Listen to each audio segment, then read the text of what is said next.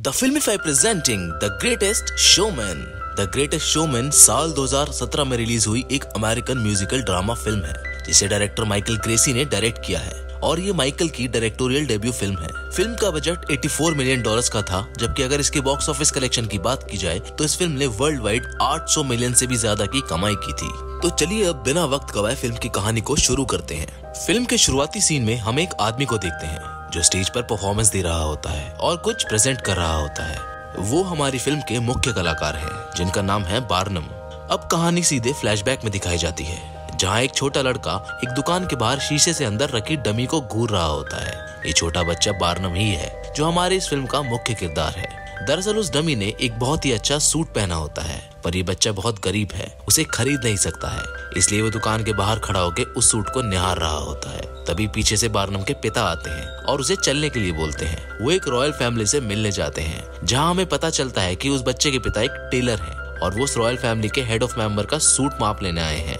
वहीं पर पहली बार बार्नम एक लड़की को देखता है जिसका नाम चैरिटी है और चैरिटी उसी आदमी की डॉक्टर होती है जिसका माप ये दोनों बाप बेटे लेने आए होते हैं। अब आगे हम देखते हैं कि चैरिटी को उसकी टीचर खाना खाने का तरीका सिखा रही होती है, लेकिन बार्नम एक शरारत करता है जिसकी वजह से चैरिटी जोर जोर से हंसने लगती है। चैरिटी के पिता ये देखकर गुस्सा हो जाते हैं और वो उसे डांटने ही वाले होते हैं कि तभी बार्नम बोलता है कि सर ये मेरी वजह से हंस रही थी, मैंने इसे हंसाया था। वो आदमी बार्नम को थप्पड़ मार देता है।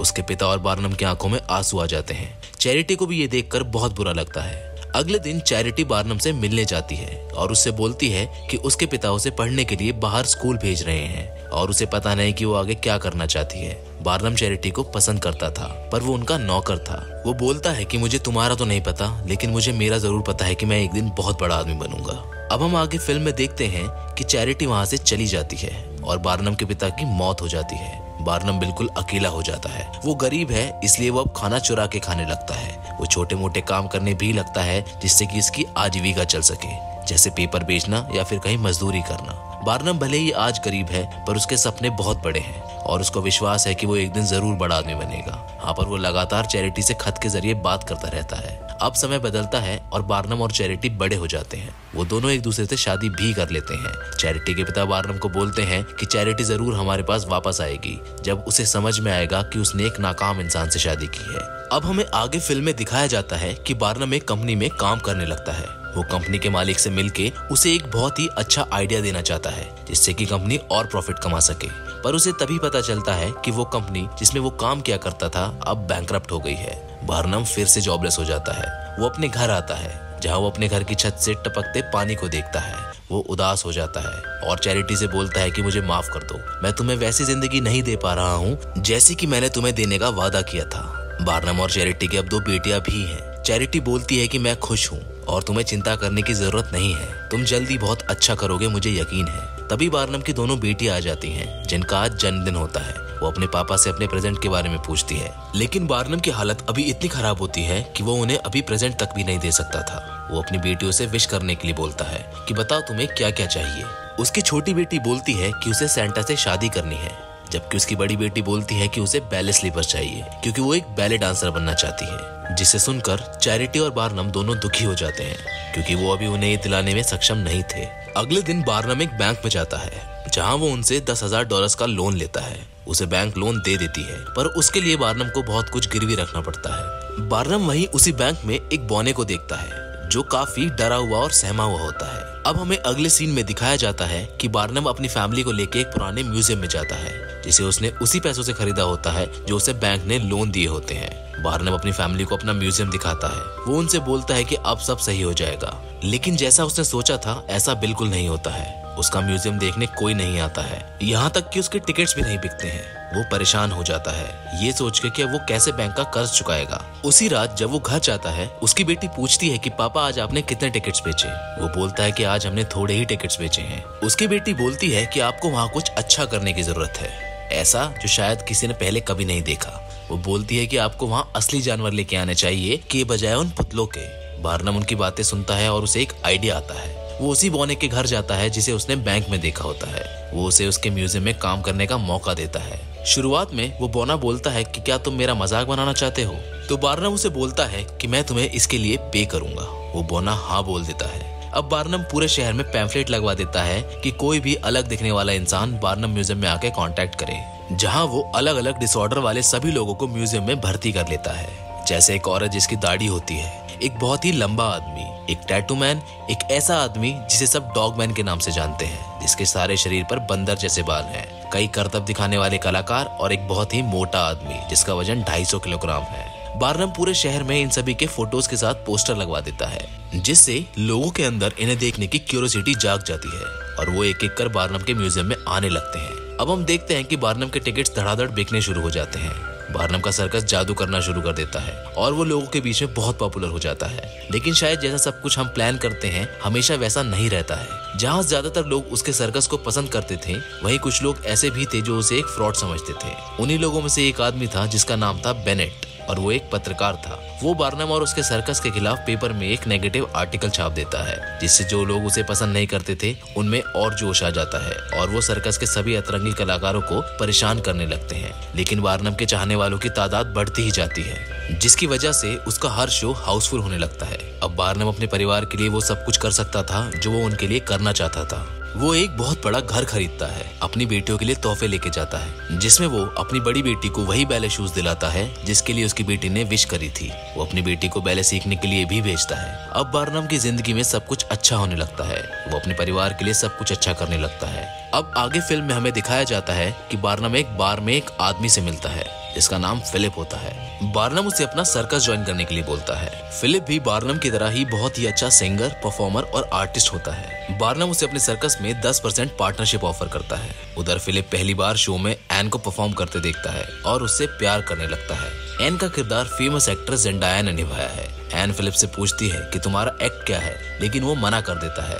दरअसल उसे बार्नम ने एक मैनेजर की तरह हायर किया होता है। उसी रात बार्नम के सर्कस के बाहर उसके सर्कस को नापसंद करने वाले लोग बहुत बड़ा प्रोटेस्ट करते हैं और उसके सर्कस को बंद करने की मांग करते हैं। अब अगले सीन में हम देखते हैं कि बार्नम और उसका पूरा क्रू उस प्रोटेस्ट के बारे में बात कर रहे होते हैं। तभी फिलिप बार्नम के लिए एक लेटर लेके आता है जो कि इंग्लैंड की क्वीन विक्टोरिया का होता है, जिसमें लिखा होता है कि क्वीन विक्टोरिया बार्नम को और उसके पूरे क्रू को एक साथ एक डिनर पार्टी में इनवाइट करना चाहती है। पूरा क्रू खुशी से पागल हो जाता है ये जान के कि उनकी पॉपुलैरिटी अब एक देश से निकल के दूसरे देश तक पहुंच गई है। उधर क्वीन की डिनर पार्टी में ही बार्नम की मुलाकात एक बहुत ही प्रसिद्ध ओपरा सिंगर से होती है जिसका नाम जैनी लिंड होता है। बार्नम उसे अपने शो में अमेरिका आने का ऑफर देता है और बोलता है कि तुम मेरे शो पर आओ, मैं तुम्हें सिर्फ यूरोप ही नहीं बल्कि पूरी दुनिया में फेमस कर दूंगा। जैनी लिंड हाँ कर देती है। अब बार्नम अमेरिका में जैनी के लिए एक बहुत बड़ा शो ऑर्गेनाइज करता है, जिसे देखने शहर के सभी बड़े लोग आते हैं और शो हाउसफुल हो जाता है। जैनी की परफॉर्मेंस के बाद पूरा थिएटर तालियों से गूंज उठता है। बार्नम समझ जाता है कि लोगों को जैनी की आवाज बहुत पसंद आई है। उधर बार्नम अब अपने शो की सक्सेस पार्टी ऑर्गेनाइज करता है, जहां वो शहर के सभी बड़े लोगों को इनवाइट भी करता है,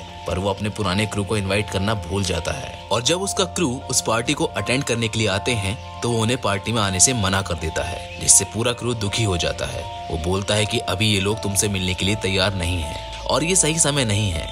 दरअसल बार्नम जानता था कि ये बड़े लोग उसके पुराने क्रू से मिलकर ज्यादा खुश नहीं होंगे, इसलिए वो उन्हें वहां से जाने के लिए बोल देता है। उसी पार्टी में बार्नम अपनी वाइफ चैरिटी के माँ बाप की भी बेइज्जती करता है और उन्हें बोलता है कि आप मेरी पार्टी से चले जाओ, जिसे देखकर चैरिटी भी दुखी हो जाती है और वो उस पार्टी से चली जाती है। अब हमें अगले सीन में दिखाया जाता है कि बार्नम फिलिप से जेनी के लिए एक टूर ऑर्गेनाइज करने के लिए बोलता है। फिलिप उसे समझाता है और मना करता है कि वो जेनी पर ज्यादा ध्यान ना दे और ये बोलता है कि तुम्हें अपने पुराने क्रू पर ध्यान देने की जरूरत है। वो उसे ये भी बताता है कि उसके सर्कस के दिन ब दिन हेटर्स बढ़ते जा रहे हैं और अगर ऐसे ही चलता रहा तो हमें एक दिन सर्कस बंद करना पड़ेगा। बार्नम उसे बोलता है और समझाता है कि ऐसा कुछ नहीं होगा और जेनी के शो सक्सेसफुल होने की वजह से हमारी पॉपुलैरिटी और बढ़ जाएगी।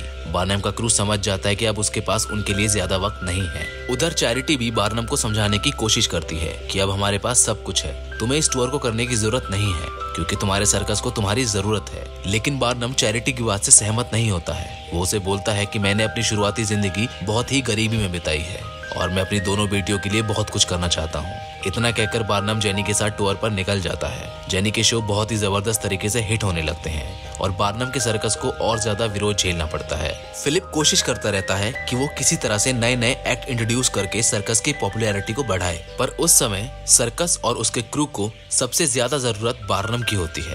उधर जेनी और बार्नम के शो सक्सेसफुल होने लगते हैं। बार्नम और जेनी एक दूसरे के क्लोज भी आ जाते हैं, लेकिन बार्नम उसको ये सब करने से मना कर देता है, जिसकी वजह से उनके बीच में झगड़ा हो जाता है, जिससे जेनी दुखी हो जाती है और वो टूर को बीच में छोड़ के जाने के लिए बोलती है। लेकिन बार्नम उसे समझाने की कोशिश करता है कि मैंने बहुत इन्वेस्टमेंट करा है इन शो को ऑर्गेनाइज करने के लिए और तुम इस तरह मुझे छोड़कर नहीं जा सकती हो।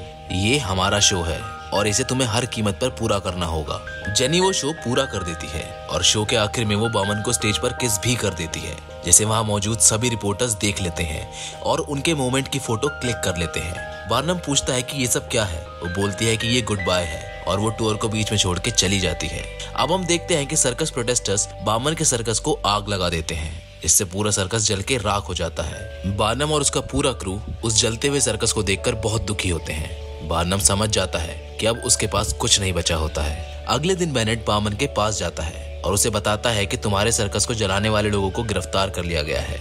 बार्नम को समझ आ जाता है कि उसने गलत चीजों को पाने की इच्छा के चलते अपनी सबसे करीबी चीज को खो दिया है। उधर बार्नम की वाइफ चैरिटी भी अखबार में बार्नम और जेनी के बीच अफेयर की खबरों को पढ़ के दुखी हो जाती है। वो घर छोड़ के जाने का फैसला करती है। अब हमें यहाँ ये भी पता चलता है कि बार्नम ने जेनी का टूर ऑर्गेनाइज करने के लिए बैंक से लोन लिया था, जिसके लिए उसने अपना घर तक गिरवी रख दिया था और टूर बीच में ही खत्म होने की वजह से उसे इतना नुकसान हुआ था कि वो अब बर्बाद होने के कगार पर खड़ा था। वो अपने क्रू को बोलता है कि मैं बर्बाद हो चुका हूँ और अब कुछ नहीं बचा है। बार्नम का पूरा क्रू उसकी हिम्मत बढ़ाने की कोशिश करता है। वो बोलते हैं कि तुमने हमारा उस समय साथ दिया था जब हमें खुद हमारी फैमिली ने एक्सेप्ट करने से मना कर दिया था, भला हम तुम्हारा साथ कैसे छोड़ सकते हैं। वो अपने क्रू के सामने शर्मिंदा हो जाता है और बोलता है कि शायद मैं पैसा और नाम कमाने के चक्कर में अपनी रियल फैमिली को भूल गया था। वो अपने क्रू को बोलता है कि हम फिर से एक बार सब कुछ नए सिरे से शुरू करेंगे। वो चैरिटी को भी उसके पापा के घर मनाने जाता है, लेकिन इस बार उनके लिए सब कुछ फिर से शुरू करना इतना आसान नहीं था।